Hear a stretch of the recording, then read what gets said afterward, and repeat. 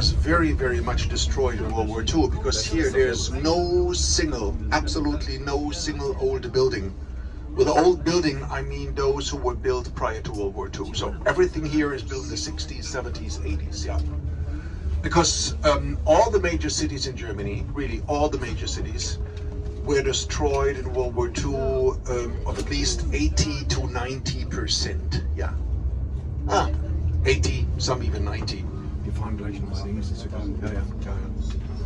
But we are very, very close to the former eastern sector, so I assume you have heard that the whole country of Germany was divided in 4 sectors after World War II, according to those countries who have won World War II. So US, UK, jetzt steht hier nur geradeaus, aber France and Soviet Union, a country that doesn't exist anymore.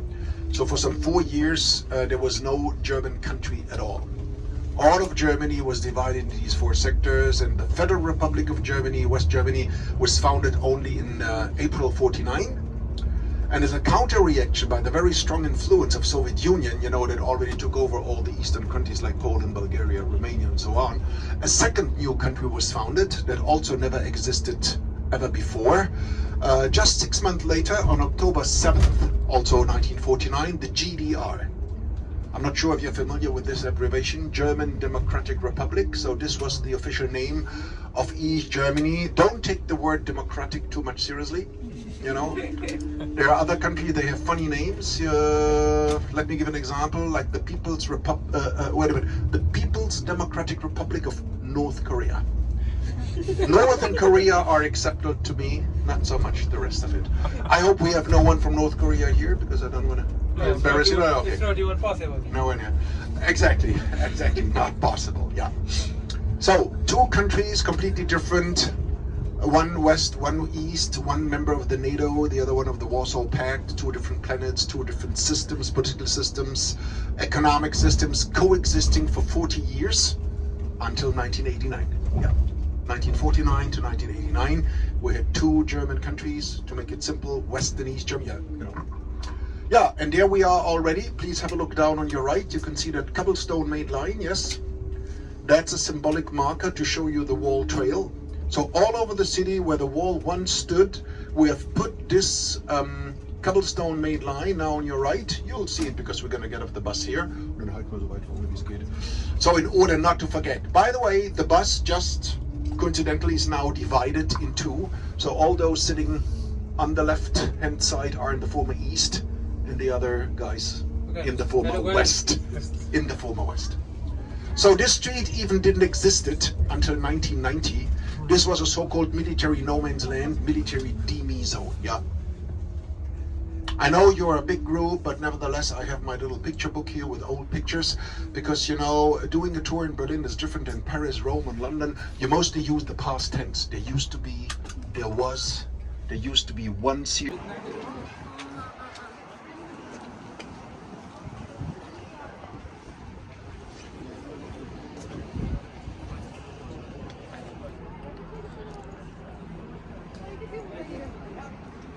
Closer to the wall, making a picture, yeah? Just please. Io fra l'altro, come dicevo, loro mi hanno fatto questa domanda, ma da quant'è che si può? Mi sono ricordato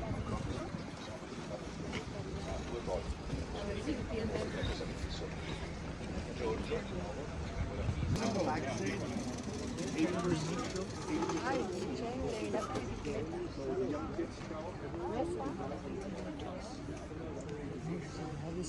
Notice the hot air balloon on your left hand side, yeah? It's not everybody's cup of tea, but you can see at least that thing is tethered. So it lifts you at a height of 150 meters, and then, yeah, it's very windy and shaking and rocky, so it's, and it's like a flying venture platform, yeah? Not everybody's cup of tea. And I find it also quite pricey. I think to go up and down, like for 20 minutes, it's like 26 euros or something like this, yeah? But I think it's very safe.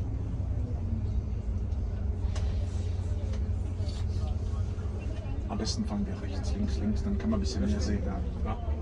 So, next thing we're gonna see, also very important when it comes to the Cold War.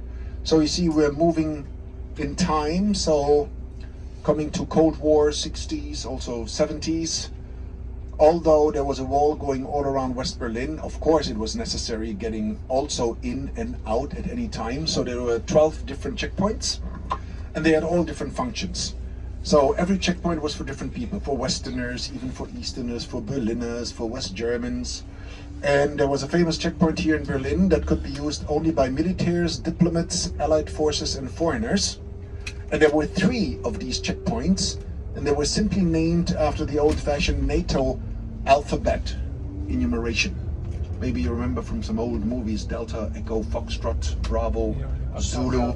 Exactly. So we are coming to checkpoint Charlie, which simply means the 3rd out of the 3, because there was also Alpha and Bravo.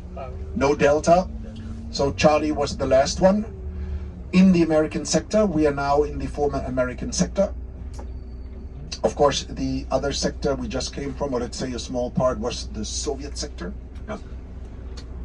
So this was a checkpoint from the American sector into the east, into East Berlin, into the Soviet sector.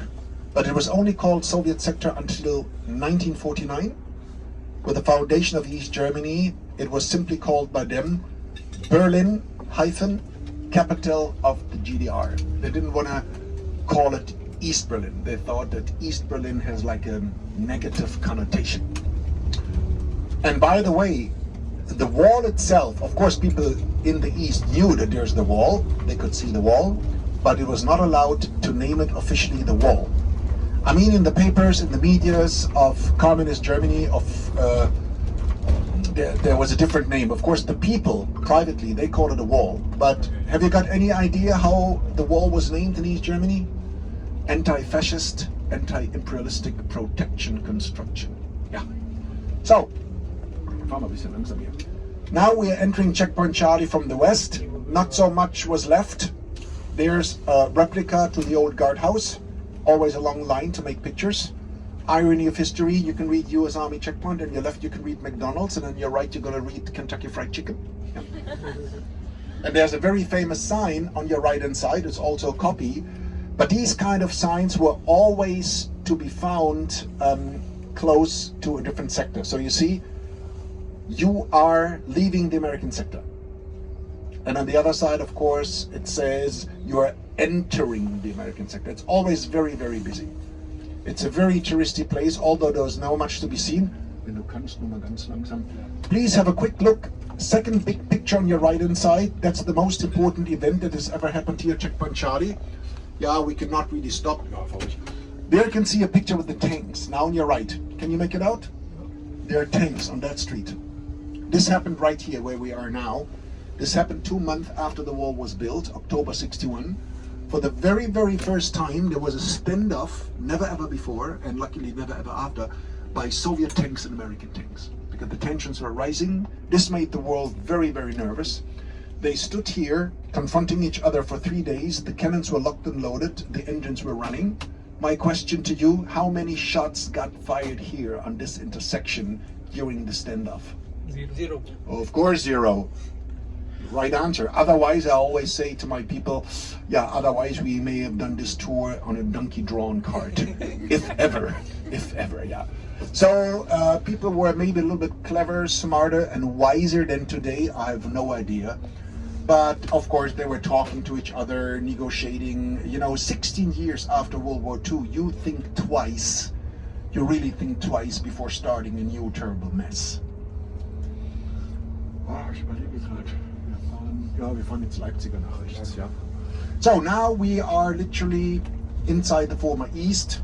This neighborhood is simply called Mitte, the middle. That's an old historic name. It was always named Mitte, or better said, since 1920. So that's former East Berlin, capital of East Germany, but of course also here. Many buildings, especially in Frederick Street, the main shopping and business street of the East. 70 to 80% of the buildings were built after the wall came down. So on left and right hand side, typical constructions for the mid-90s. And this is a typical long and wide thoroughfare in the former East. Only rarely some nice buildings could survive the war. After the light you're gonna see on your right hand side, this used to be a former boutique, and now it's an art building. There's a gallery you see on your right, this nice corner. And hard to imagine that the entire street looked very similar to this one building, but now, of course, on left and right hand side, this was mostly built in the 70s and 80s. So these high rises on your right hand side, housing apartments, were built in 1969. They were very, very popular because they had kind of good quality, yeah, and offering all the amenities. We are lucky doing this tour on a Saturday because usually this is very, very, very much jammed during a work day. A lot of traffic, yeah. Not very interesting as a street. Most people would just go from A to B, rushing through here, yeah. Ja, dann fahren wir immer geradeaus bis Alexanderplatz. So we are literally driving now into the center of East Berlin, and by the way, East Berlin used to be always the historic center, or in other words, the historic center had become East Berlin because of the separation and the division of the city. We are coming now to the place where Berlin was founded. By the way, Berlin is not a very old city compared to other German cities and European cities. Berlin is hardly 800 years old. That's not very old for Germany.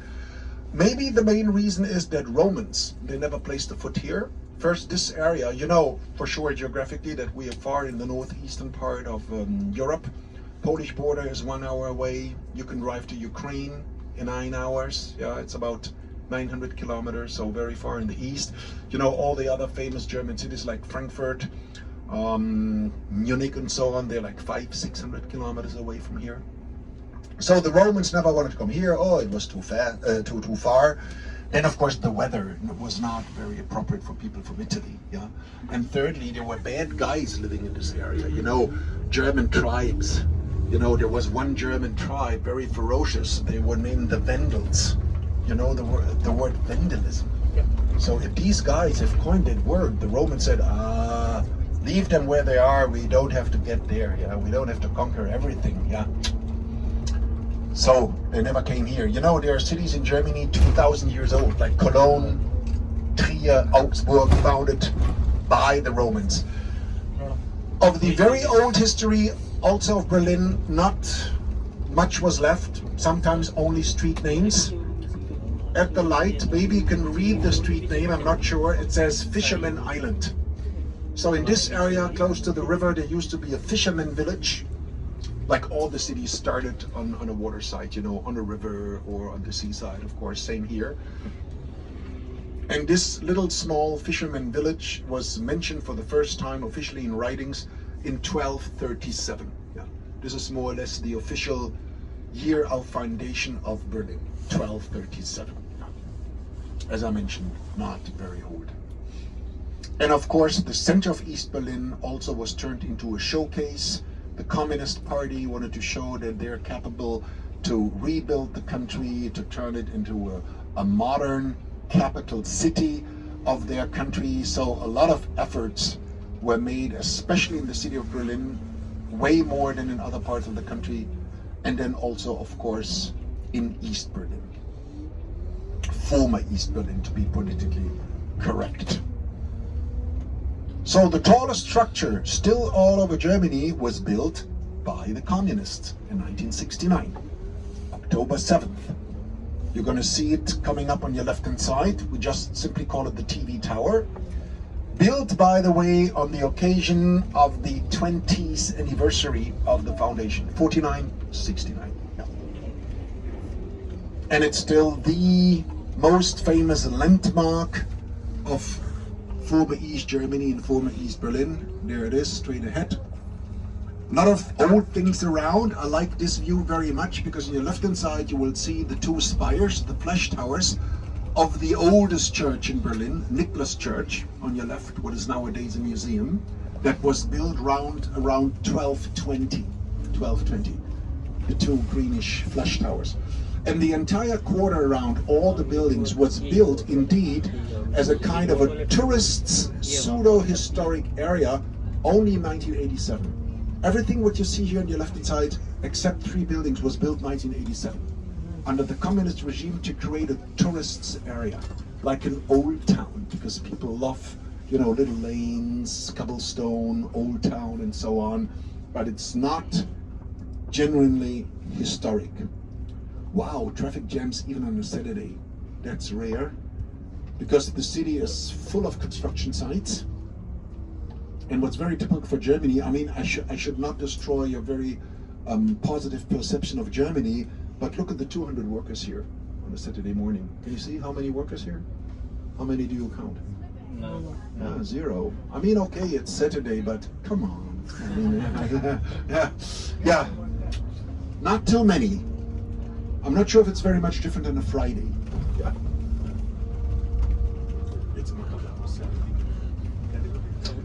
There are sometimes older buildings, the yellowish with the curvy facade, that's a former private Baroque palace to a gentry family. And now, very interesting, 2 huge buildings that are built opposite. On your left-hand side, I'm not sure if you can already see it now, you will see that huge reddish brickstone-made compound. That's the Berlin City Hall, so the seat of our mayor. And opposite, there's a huge grayish building with this tower and the grayish cupola. Believe it or not, in the 20s, Berlin was bigger today when it comes to population, so they needed a kind of an extension to the City Hall.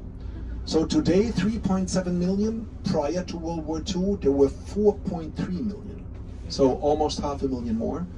So at that time, like in the 30s, Berlin was the 4th biggest city by population on the planet after New York, Chicago, and London. Yeah.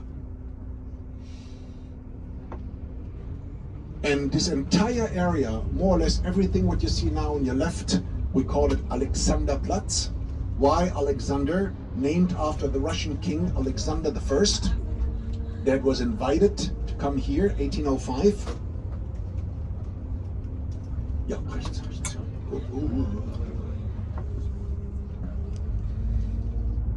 Hast du ihn gelassen, ja? Aber wenn der unsicher ist, dann wird sich Angst. Yeah, huge construction sites on your right-hand side. We really wanted to reshape the city a little bit how it looked like prior to World War II, so lesser streets, less traffic, and more buildings and little squares. Yeah, this is what is happening here. Yeah. So this is a very busy area, Alexanderplatz, mainly for shopping, and mainly I would say coming here, catching a train, because there's a big local station, it's a big hub. There are stops for buses, overground train, subways, trolley cars. So Alexander Square in total has around about 300,000 passengers per day, and it's only a local station. Yeah. Of course, things have changed after the wall came down. So 20 years ago, one of the very first bigger modern shopping malls was built on your right-hand side, Alexa. Nothing special. Shopping mall was like 160 stores.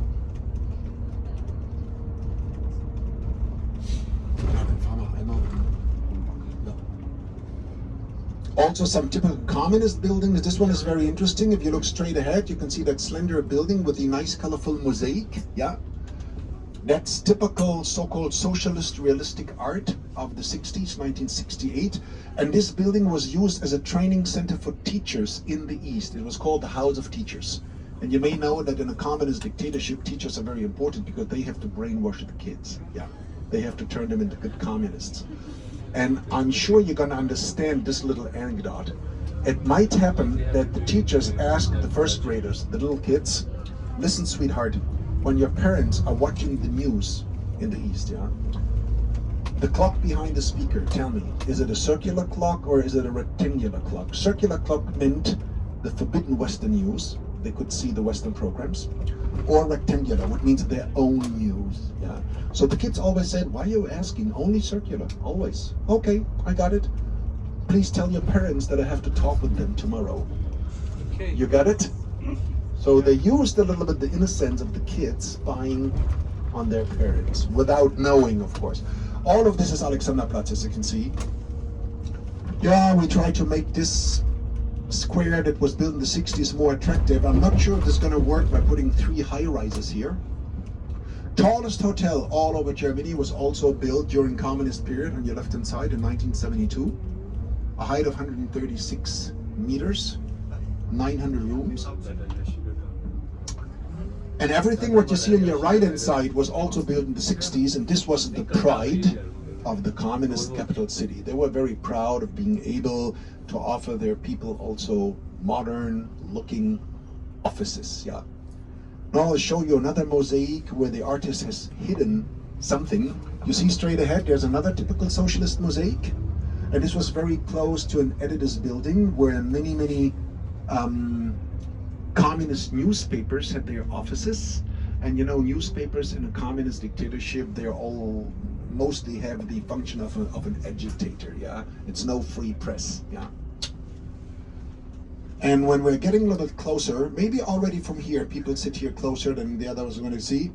You see more or less in the center of this mosaic, you can see a man holding a pen, and next to him a woman, yes? And in between, a little bit in the back, you have a grayish face of Karl Marx. Yeah. Showing the people what ideology was really ruling, even in the papers. So the press should always act in the spirit, you know, of Karl Marx. Yeah. So he's a little bit set back. Maybe you should not see him on first sight. Yeah. But you know that Karl Marx was just an economic philosopher of the 19th century. He was active in the 1850s. You could not blame it on him. His ideas were first very human, very good, very equal. I think he might still rotate in his grave if he might have known what they've done out of his ideology or idea or philosophy. Yeah.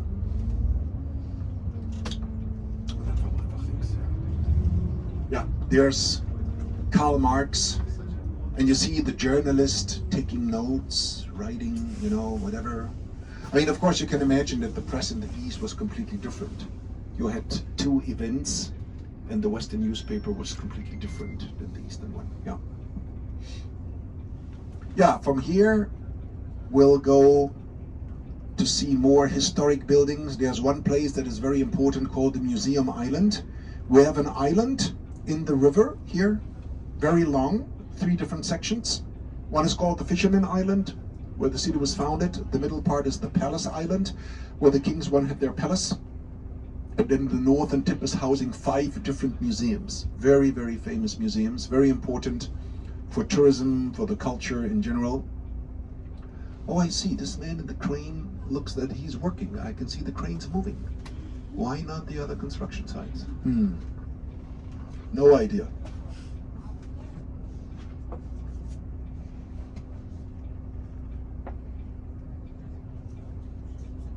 By the way, this Drage building in your front was very typical for East Germany, but also for other eastern cities.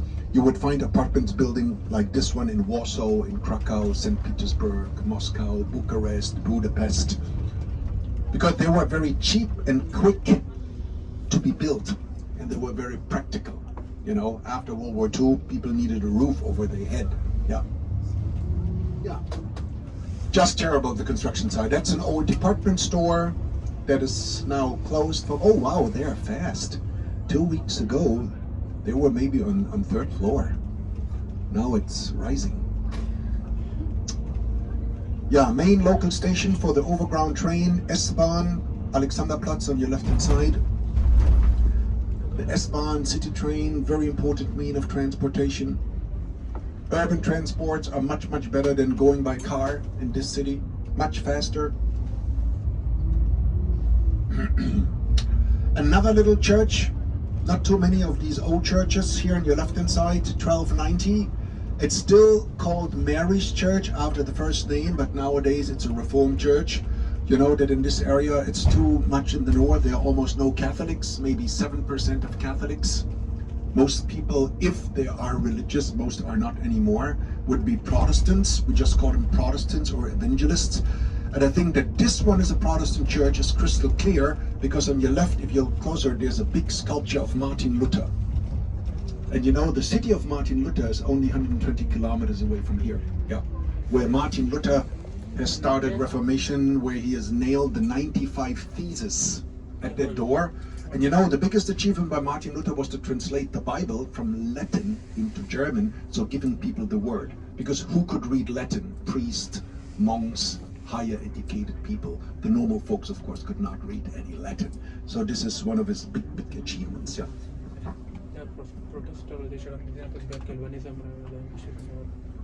So in Germany, we don't have these many different denominations that you might find in America.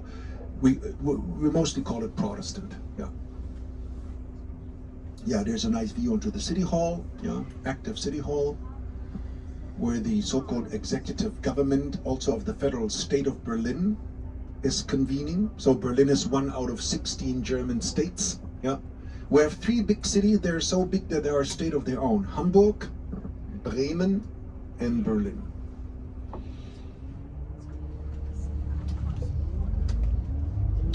So on your left-hand side, this huge compound with the brownish cupola, this used to be once the City Palace Square, and the entire compound, what you can see now, I know it's hard to believe, it's a replica to the Baroque palace from 1701. And when there was still a palace looking very similar, this palace had 1,700 rooms. This is nowadays a museum. This whole building on your left-hand side was just opened 4 years ago. It was rebuilt by tax money, so money of the people, 680 million euros. It's called Humboldt Forum, and it's housing 5 different museums, exhibitions, function rooms. And before this was built in the former East, this used to be once the government's quarter of the communist regime. They had like an ugly brownish building from the 70s, what was called the Palace of the Republic. You see, this is not a real historic building. This is all a mock. It's all these facades are copies. Yeah. As I mentioned, this was opened only 4 years ago, and it was rebuilt from scratch. This is now Museum Island. We have just crossed the river. 5 museums very, very close by in walking distance. Also another church on your right hand side, the Berlin Dome. Don't get confused, it's a Protestant church. And it looks much older than it is. This building on your right hand side was built when? 1907. So the TV tower was only built 62 years later. Yeah. And it's still an active Protestant church. It was built under William II, the last emperor. And he wanted to compete with what? He wanted to compete with Peter's Dome in Rome. Yeah. So one of the very, very first museums ever built here, 1828 on your left-hand side, the Old Museum, holding the Greek and Roman antiquity collection. Biggest Etruscan collection outside of Italy. Straight ahead we have the Old National Gallery, what is focusing more on German art of the 19th century. And you remember what I said about the bullet holes? It's nothing special. Look at the columns. Also here, a lot of bullet holes were left, and you're going to see maybe a little nice bride. At the moment, only her car. You see the Mercedes car?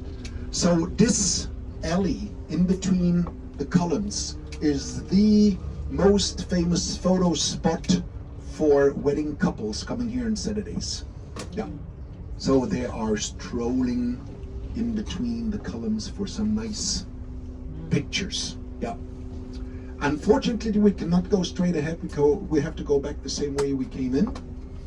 This building on your right-hand side that goes further down on your right, this was remodeled only in 2009. It was in a very, very bad condition. And this is nowadays one of the most famous museums all over Berlin. We just call it the Neues Museum, the new museum. It's especially famous for one lady there. It's a bust of 1 meter height. She has her own room. Hairdo and makeup is still okay, although she's 3,600 years old. It's the bust of Nefertiti, you know, the famous Egyptian queen, the wife to Akhenaten. So this museum is housing mainly the Egyptian collection. Yeah.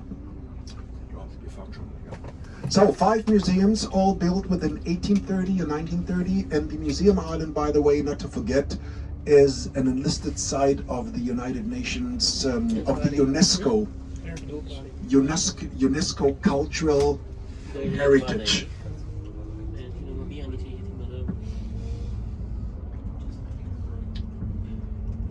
So Berlin Cathedral or Berlin Dome, how we call it, it's open for services, but you can also visit the building as a museum. Then you even have to pay an admission if you don't come for the service. And by the way, the square where the new palace is now sitting was now renamed to its old historic name, the City Palace Square. Prior to the wall came down, it was named Marx Engels Square, of course. Yeah. Jetzt rechts. We're gonna get off the bus also, not too far from here. Ich würde gerne irgendwie am Bild jetzt aussteigen. Wenn wir mal gucken, wie du das machst, was für dich am besten ist. Ja? Entweder rechts oder links bei der Uni. So we are leaving now the island. We are crossing a little side canal of the main river Spree, and we are coming now to the very famous former Royal Boulevard Unter den Linden, under the linden trees. King Frederick II made it possible so that many barons and earls and dukes and princes could buy property. So many of these buildings were private palaces to the children of the kings. Hard to believe. Not all of them. On your right hand side, for example, the old armory, arsenal, what is nowadays the German History Museum. But on your left, you know, as soon as the lads turned 15, 16 years old, Crown Prince Palace, next door Crown Princess's Palace. They had their own little side palace. Another thing is here on your right hand side, the new King's Guard House. It's an official building by the German state. This is the National Memorial of Germany to all victims of war and dictatorship, which means when we have president's visits, this is where they lay down wreaths and flowers. It was even memorial to the communists until then, but they had a different name. They call it the Memorial to the Victims of Fascism. Ja. Wie können wir das jetzt machen, dass du da keine Angabe bekommst? Weil wir wollen rübergehen zum Platz. Oder du holst uns dann... Oder hier aussteigen lassen, dann... Na, vielleicht wendest du und hältst dann da vorne, wo das Taxi ist, ja? We have to go all around to find a place to put the bus. And then when we'll be out, I'll tell you everything about the buildings. This is King Frederick II on his horse, one of the most famous Prussian kings ever. Now on your left. He has ruled the Kingdom of Prussia from 1740 to 1786. Turned 74 years old. Very famous king that has changed the city very much. Look at that huge building. Also looks much older than it is. 1911, 1912 built. The former Prussian States Library. This is a public library with around about 5 million volumes. Ja. Genau, ist besser. Da kannst du da vorne besser. Ja, so, this beautiful avenue was first lined with trees in the 17th century because one of the ruling earls was very nice to his wife. He has lined the street with the trees so she could horseback ride under the shade of the trees. Yeah. And it took the royals from the palace out of the city where the royal residence ended through the Brandenburg Gate. So the Brandenburg Gate was the city gate where the royal residence ended. You know, all cities had moats, fortifications. Then they had mainly walls, you know, to protect them. Oh, very interesting, very similar to tariffs. So you should not smuggle in goods. You know, when you come out from your hostel, did you see these two little pieces? There's like a grayish piece of a stone. That's one of the last custom walls that was still up until 1850, 1860.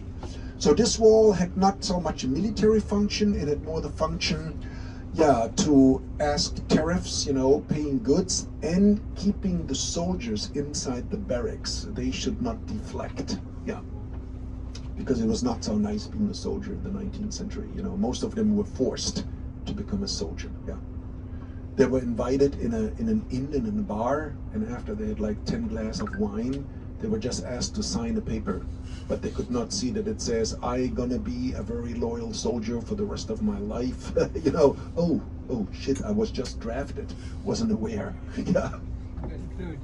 Yeah, this is how they recruited soldiers in these times, yeah. Offering them some drinks and then making them sign a lifetime contract. Yeah, we're gonna get off here also. There's so much to be seen. Ja, steht das Taxi jetzt auf dem Busparkplatz oder steht das Taxi? Normalerweise ist der Busplatz davor, oder? Ja. Aber Busparkplatz war hier doch auch immer, oder? Hier, frei. Hier steht. Okay, so we'll just get off here and we'll come back to the bus. Let's say also just in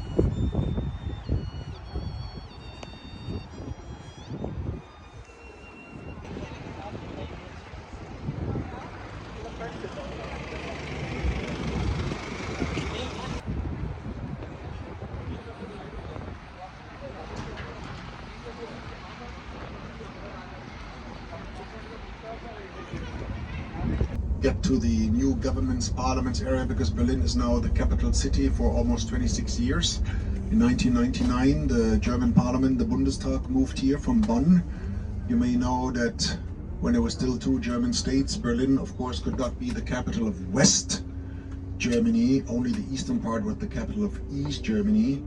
So they moved quite far from here, 600 kilometers away, to a small, randomly picked town, very nice town, on the Rhine River named Bonn, B-O-N-N.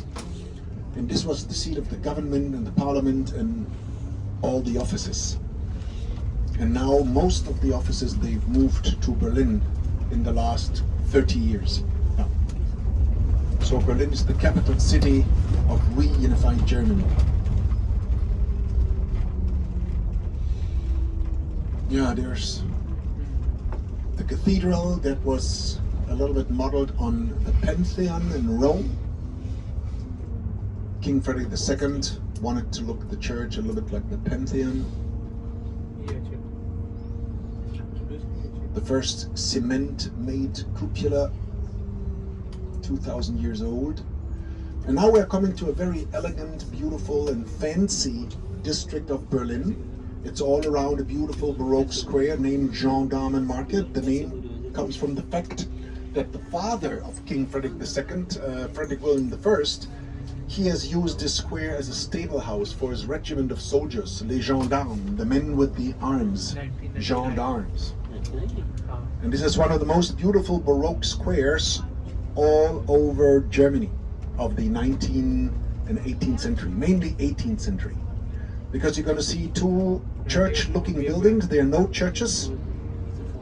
One is named the French Dome, coming up on your left-hand side. And more or less the same symmetrically is the German Dome. In the middle of both, there's the concert house that was built 1821. And this is nowadays, if you want to stay in the city, live in the city, this would be the most expensive neighborhood in the city. There are 5 different 5-star hotels around this entire square, many nice restaurants. If you want to buy an apartment, maybe on top there of these buildings, yeah, you'd pay at least 20,000 euros 1 square meter. If you buy a property, that's your property. 20,000. Oh, you only need 2 square meters to lay down. Yeah. Oh, Rittersport, very important institution. You see on your left, you know the chocolate, German chocolate, very famous, Rittersport. They will make your own custom-made chocolate. You can ask for the ingredients, yeah, this, and this, and then you leave with your own customized chocolate. Yeah. collaborate for a business opportunity. So we have to cross Frederick Street. That is getting a little bit livelier. Further down, we can already see that beautiful stone-made bridge that is interconnecting two buildings. The two buildings, they were built once as a bank building, and now for 2 years they are holding two very important offices, like a twin office building. On the left, it's the office for our very complicated long name, the office for families, women, youth, and on the right-hand side, it's the office for health, Federal Office for Health.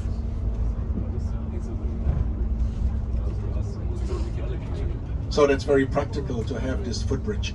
Some people call that bridge also a copy of the Bridge of Sighs in Venice. So the building was built like in the 1920s. So we're coming now slowly to the outskirts of former East Berlin, so it means we'll cross into the former West, because most of the important buildings of the parliament are in the former western part, in the former British sector.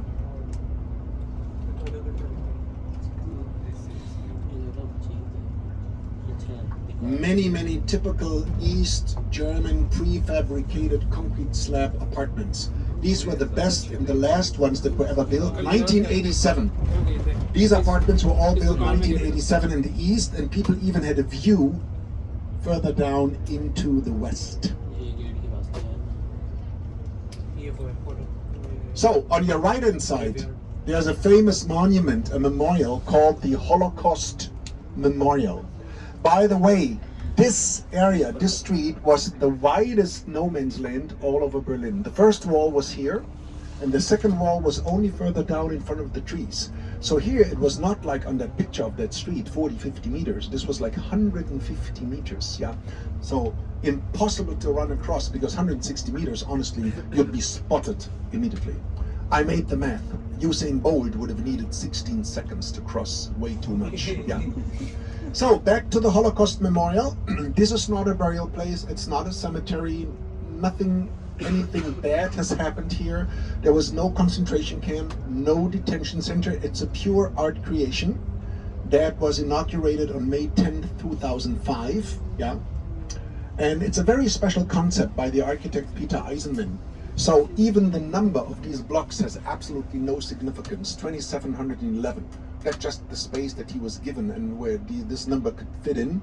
I would recommend very much, should you be, because we're going to end the tour not too far from here, it's a walkable sculpture. It's made to walk in between the blocks, and you will see that every single block has a different height.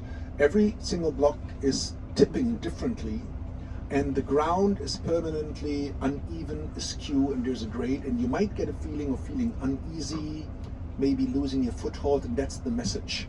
He doesn't want to give so many explanations, or better said, no explanation at all, because there are no inscriptions, no names, yeah.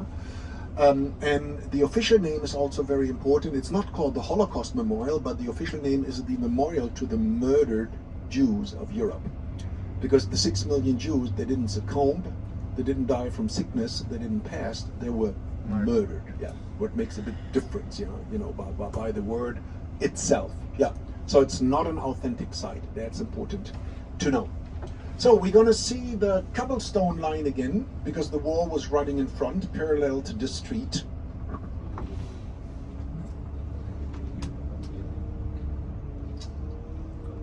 So there was, of course, no street here until 1990, 1991. It was still part of the no man's land. So the former east is on your right, and the former west is on your left.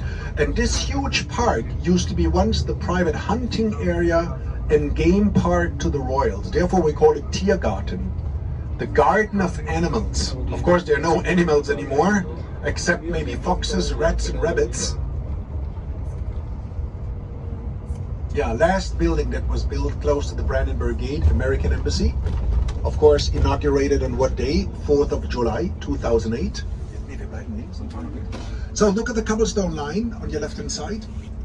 The Berlin Wall was running all around the Brandenburg Gate. So the Brandenburg Gate on your right-hand side was sitting completely sealed off the public in the former East, in communist Berlin. People from the West could always come close to the wall. having a look. दूसरी side पे कलम दूसरी side पे खड़े हुए हैं And now we are crossing the line, what means we are crossing from east into the former west. And that's a 7 kilometers long street that takes you very far into some remote western neighborhoods. Approximately 7 kilometers. So, coming back to the Soviets that have liberated the city, that have lost 80,000 troops in the Battle of Berlin. So we gave them, because they really deserve this, honor to who it deserves. Without the Soviets, the Western Allied forces would have never fought the Nazis. They were given 3 different Soviet war memorials. This is a very famous one. The Soviet Honor Memorial, 2 original Soviet tanks, T-34, and right behind this sculpture, there would be the graves, very almost romantic on lawns, the graves of approximately 2,500 Soviet troops laid to rest here. So that's an official military graveyard. Yeah. Only for the Soviet troops. Further down, Victory Column. That was built especially 1870 to commemorate the famous Franco-Prussian War, when Prussia has attacked for no reason France and won the war, 1871. And then for the first time Germany had become one nationhood. Because before, Germany was never one nation, never one country. There were 4 different kingdoms, and only then Germany had become one nationhood. Ja, jetzt mal geradeaus und dann über die Brücke und dann vielleicht fahren wir dann doch so zum Motor, ja. So now we are coming into the new government's and parliament's quarter. Most important building will show up on your right after the light.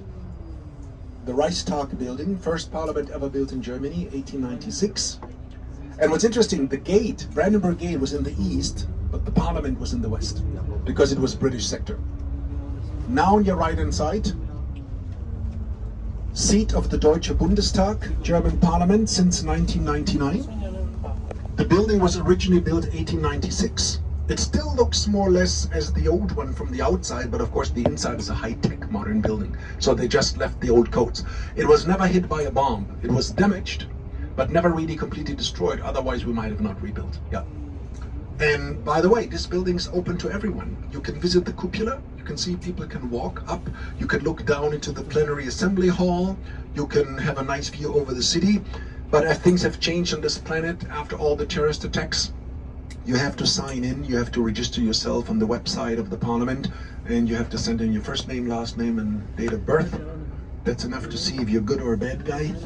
10 years ago, you could just drop in with your passport, and it's not possible today anymore. They want to do a little check on you first. Yeah, understandable. So this building is housing what we call the legislative body, the parliament. We have, of course, still separation of powers. And in your left-hand side, this very modern building from 2001, that's the seat of the executive government, what we call the Chancellery, Bundeskanzleramt. So this would be the seat of our chancellor. Our system, we don't have a president. We have a president, but he's only a figurehead. The head of the state is the prime minister, but we have a different name for it. We call it the chancellor. So Mr. Olaf Scholz is still sitting here. Maybe he still has to repaint the office for his successor, Mr. Merz, when he's going to move in. But move in doesn't mean that they stay here. They only work here. They don't live here. They are being driven in and out. It's not like at the White House that you stay and live at the same place where you work. No. This is only a working place. Swiss Embassy on your left-hand side. The left old building from 1870. Just by pure coincidence, this building has survived the war. It was already then the Swiss Embassy, so we gave it back to the Swiss, and they have added this beautiful, nicely decorated second block on the side. So you have to blame the Swiss people for this extension. Oh, by the way, I forgot telling you that Berliner, they love to give nicknames to all kind of things, to buildings, to streets, to lampposts. Look at these lampposts on your left-hand side. You know what's the official name of the street? The Dentist Avenue. Yeah. Not so difficult. Yeah. Looks like a dentist. And on your right hand side, that's another building to the parliament, housing the 22 committees And believe it or not, we even have a special kindergarten, preschool, only for the kids of the technical employees of the parliament on your right. That's the preschool for the employees. You know, not the members, but, you know, working. There was a big scandal about it, but anyway, I'll tell you later. We are crossing now the River Spree from west into east. So the state's border was running in the middle of the water. One bank was west, the other bank we're going to, was in the east. And by the way, this is not a big river, only 3 meters deep. And as soon as the river had become part of the border, the communist border soldiers, they put underwater barbed wire. Of course, what do you expect? They really didn't want their people to leave. Barbed wire reaching almost the water surface. Yeah, it's not there anymore, of course, it was taken out, but nevertheless, I would never ever recommend to take a swim in this very much polluted river in Berlin. One sip of this water, you stay 3 days in your bathroom. Yeah. It's a little small river, you know, in a big city. So, and if you watch the water, if you watch it, if you just look at it, it doesn't flow very fast. So not a lot of oxygen and so on.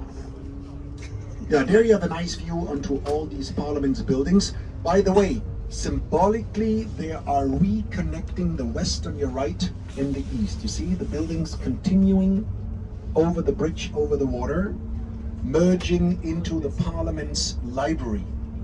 By the way, all of this, what you see here, was built around 2001, 2003, so it's not very old, yeah. And that's a real working place for civil servants. Of course, not on a Saturday, as you can see. Yeah. Cobblestone line. So back in the east, you see here, just crossing. Yeah. Now we are back in the east, in Mitte. What is the official name of the eastern neighborhood? And now we're gonna stop at the Brandenburg Gate, and we still have some time, so I'll give you, of course, some explanations about the gate.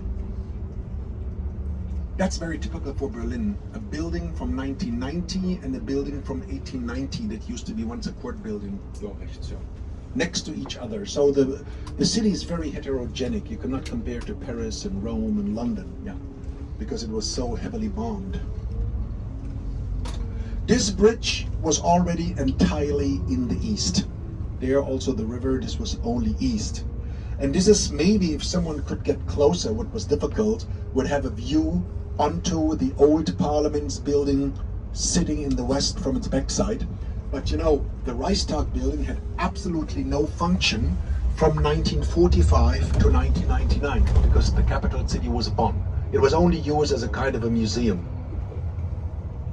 One of our big public TV and radio companies on your left-hand side, ARD, that's an association of all the local radio and TV stations all over Germany. Every federal state has its own TV and radio station, yeah. Several radio stations, yeah. And they're together in this kind of an association. And they are getting used. People are being charged by them without even using. It's a long discussion, not using, you know, that the problem is, of course, you're right, in the 60s and 70s when you had no TV post at home and they came home to check if you got a TV, you didn't pay. But nowadays, they have MediaTeks, you know, and on your cell phone, on your computer, you can watch all their products, you can listen to the radio. So they said, but you know, it's also a part of our constitution that at least there should be one radio station that is not based on making money, you know, on economy, but really being like more kind of neutral, yeah, by the state, yeah. It's a different conception. Okay, wow. Our driver is so nice to dropping us right there, what's usually very difficult to do. Yeah. Very touristy place, of course. The Brandenburg Gate is the only really, and of course most important and famous landmark all of Germany. This used to be 1 out of 18 city gates. There used to be 18 gates, not looking all the same. This one is the most beautiful one.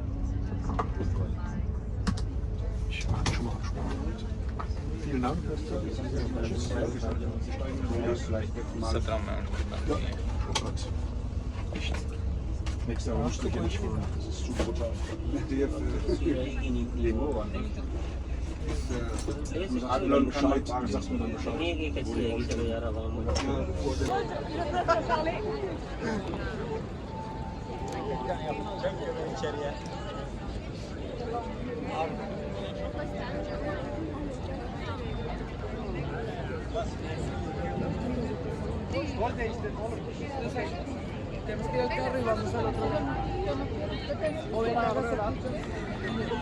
चलो यहाँ तक आए और वापस 45 49 ये सोच नहीं है और फिर आप सोच जो